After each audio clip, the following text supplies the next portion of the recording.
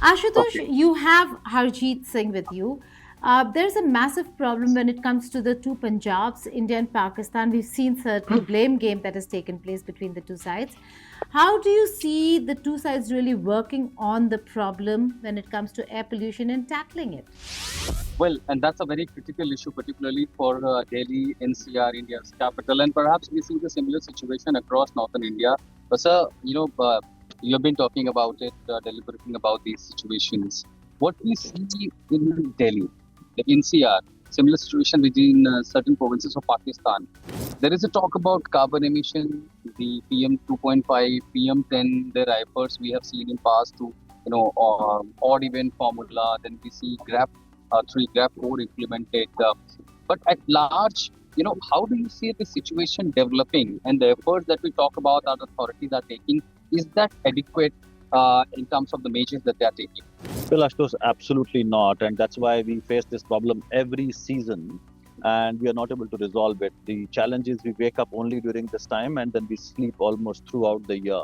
So I think it's important for us to have a more systemic approach to this issue than only looking at the season. So what we need is having a more seasonal and crisis oriented plan where we look at all these sources which we very well know. Look at what GRAP is doing right now is clamping down on the vehicular pollution, or we know which industries are not using cleaner fuel. So we have that information.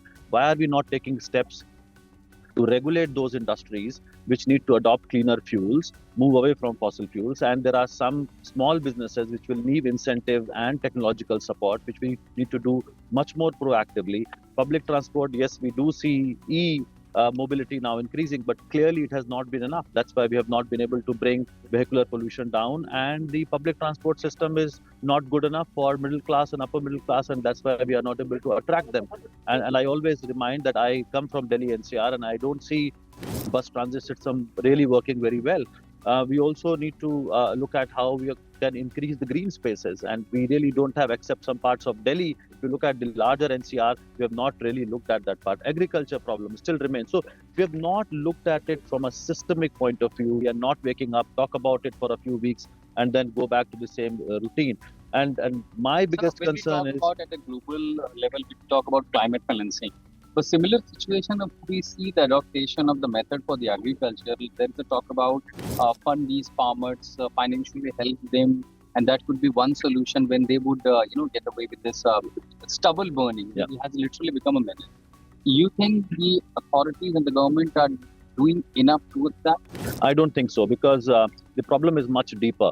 It's not about just blaming farmers, because the kind of crops we have now adopted, they leave very little time between two crops to actually change. And even if you provide them incentive, they're still finding it much easier to burn it than harvest it. So there is a problem with the crop. What we need to do is to really look at relook at the crop pattern and go for crop diversification. And some of these crops are not good for climate, also in terms of their water use. So we need a complete overhaul of our system and thinking, where these agricultural states have really gone in terms of only looking at production and not looking at the environmental impact. And I would like to connect the conversation that we are having here at the climate conference and what we are facing in India. Primarily, we have not put environment at the core of our development. That's the challenge. You look at rich countries who are continuing to burn fossil fuels. Look at our development, where we are only defining so-called development as means more private vehicles and more water guzzling crops. So environmental issues have been sidelined, and that's the core of the problem.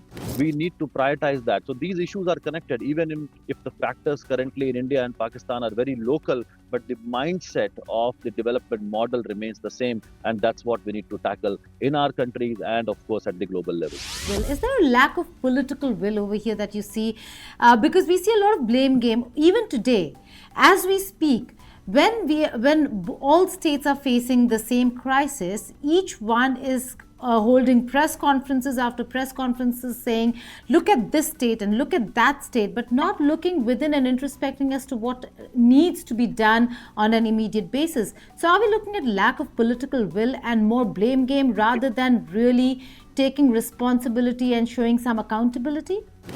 Well, if you see the region-wise, the blame game has between India and Pakistan. When say the eastern winds affects the Pakistan and the western wind affects India whenever, because both sides are the contributor for the emission of carbon and of course smoke. But in India particularly, you have a different states have a different approach and different claims. And when this situation comes at this part of the year, when we see the smog all over, it's largely the blame game. Exactly. Do you see a lack of political will, and at which scale, at which level you see there is a lack of political will, if at all, that is one primary reason you see for this crisis? It is lack of political will, and that's why we have not been able to bring states to the table. Look at how much we invested when we operationalized GST, for example. Number of conversations we have had to bring all the states together.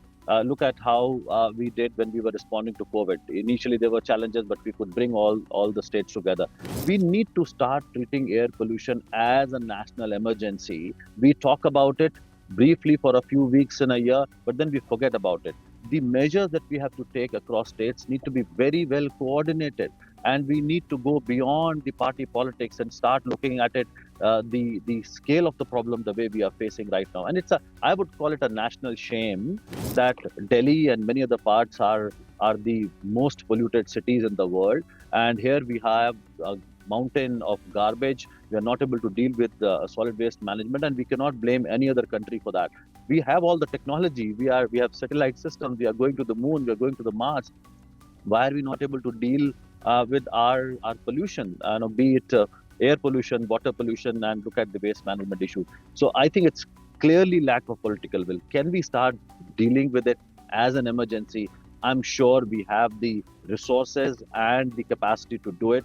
We need to bring all the states together and really tackle it, because the impacts on people, their health, are just massive, and we are paying a huge economic cost also along with that. But when it comes to blame game, we know that India, Pakistan have their own share of problems. We've seen in the recent past air pollution also becoming a major issue between the two countries. Dr. Asif Tufail, you're representing Pakistan at COP29. What is it that the two countries can really do to tackle the challenge rather than continue with the blame game that the two countries have done for every other issue when it comes to diplomacy and all subjects to do with diplomacy? Today, this COP29 that provided an opportunity to discuss different areas regarding this mutual cooperation. First of all, I will like to just apprise about the efforts being undertaken in the government of Punjab. We have taken this smog and climate problem as a whole of the government approach. It's not only that one department like environment or forest. Rather, we have focused in all the departments, and you will be surprised to know that the current financial year, Government of Punjab has allocated about 100 billion rupee, Pakistani rupee, for different climate-focused projects. Similarly, the stubble burning, that is the very serious issue as discussed previously. On our part of the Punjab, we are providing substituted options to the farmers. We are although taking very strict action against stubble burning people who are spoiling the environment, but alternate, the option is the super seeders. The government is providing about 10 billion rupee to the farmers who are interested to buy super seeders, so they can quickly reclaim their lands instead of burning the stocks over there. Dr. Tufail, that has not really changed situation on the ground. We still see AQI levels reaching 1,000 in cities like Lahore. Yes, that is so. But if you see the data from the last 2 days, it's again just within 250. So from 1,000, it's now 250. The same activities are going on. There is some contribution from, multiple factors. That is the fugitive dust, your stubble burning, your environment, transport. But you talked about the cross-border, because we are just neighboring countries. Whatever activities going on across the border, that will definitely affect the wind movement. That is available with evidence. If the wind is towards this side, the stubble burning, all the impact will be on the Pakistan side, and that is a natural phenomenon. I would not say it's a blame game. This is something scientifically proven things. Both sides will be affected if solid measures are not taken to settle this stubble burning, to emission control, to the transport, to the industry, and all these things. So, as far as Punjab is concerned, we are very focused at the moment under the leadership of our Chief Minister, Ms. Mariam Nawaz, and we are investing about 100 billion of rupee for all the sectors, specifically for the climate resilient Punjab with this slogan. Right. I'll come back to you, Dr. Tufail. If I could go to Linda Kalcher. Linda, how much do you see governments across the world, states across the world really focus on environment and show the political will to really tackle the issue of climate change? There are leaders who actually do not believe in the concerns or the idea of climate change itself, but here in the Indian subcontinent, that's not the case, and yet we see everyone in Delhi NCR, the capital region of India, reeling under a massive air pollution crisis and living almost in a gas chamber. I mean, the simple answer is not enough, and that's still the case. So I think the more we can actually here in Baku agree on a new global goal on climate finance, the more we can provide the reassurance that the transition is possible and that the finance will be there. And then it can go really concrete down to the local level. If we change our energy systems to cleaner energy, if we change our transport systems to cleaner transport, that already reduces two major sources for pollution. But it is the first day in the second week, so ministers arrived today, so I hope that there will be much more progress in the next days. Also, Linda, in your appreciation, and you've seen quite a few of these climate summits and conversations to do with environment and climate, we see a lot of conversation and talk at such summits, and I've covered quite a few of them. But when it comes to moving forward, nothing has really moved from the last COP, from COP28 to COP29. If you look at what happened on the ground, I would argue a lot of change has actually happened. So a lot of countries now are really looking into how do we plan for 2035? How do we reduce our electricity? And there's been a study that I did find quite interesting recently from the International Energy Agency that actually says that the market for clean technologies will grow to 2 trillion by 2035. So you can see more and more that there is a business case for the transition, because those countries that will produce renewables, produce electric vehicles, they will be at the forefront to have the future markets. And I know India has a big ambition on renewable energies. So that's really coming into a business case, and then it makes economic sense, it makes security sense. And I think this transition I've seen in more countries over the last year. Do you see targets having been met? Because we still have to see the political will to translate those promises into action that can actually show achieved targets. Which brings us back to the finance, right? So that's at the core of this COP, because we need to have assurances that countries will see finance that actually support the transition, because it does have an investment linked to it that needs to happen to scale up renewables and also to make these more affordable. It cannot be that only rich people in society or rich countries can afford to transition. It really needs to be for all countries at the same level. And this is where the responsibility of the developing countries to put their plans forward come, and where the responsibility of the developed countries is to actually step up on the finance. But Dr. Tufail, you spoke about how the government of the Punjab is looking at and working in a very focused manner when it comes to air pollution. But as somebody, as a bureaucrat over here, who's representing Pakistan, do you see political will? And I've been asking this is because a lot is said, but a lot needs to be done to keep those promises. Do you see political will in getting the work done to ensure that the future generations do not suffer the kind of problems that this current generation is suffering, especially to do with air pollution? You must be knowing that a couple of weeks back, our Chief Minister very categorically talked about the climate diplomacy, and she invited for a formal discussion and engagement as far as this issue of smog is concerned. So I think there is a political will, and considering the magnitude of this crisis, you will be amazed to know that we have closed our schools from last 2 weeks. Because of this, we have declared this a health emergency in the Lahore, in the Multan, and certain other districts. So there is political will, and our chief minister has very clearly talked about that we should sit together and resolve to settle this smog issue, to climate issue, for all the public, for all the people on both sides of the border. Right, Linda, there's always this dichotomy, or this conversation that one has on development versus climate, and at what cost. That if you want to continue developing, that it comes at a cost, and that has to do with climate. Whether if you're using transportation to develop, whether if you're using various means and methods and energy sources to develop, it comes at a cost, and the cost that we pay is a very heavy one at that right now, and it has to do with climate change. How does one balance this? Do you see governments really looking into balancing this and saying, well, we're willing to take the cost of developing a little slower, at a slower rate, just to ensure that environment is not affected adversely?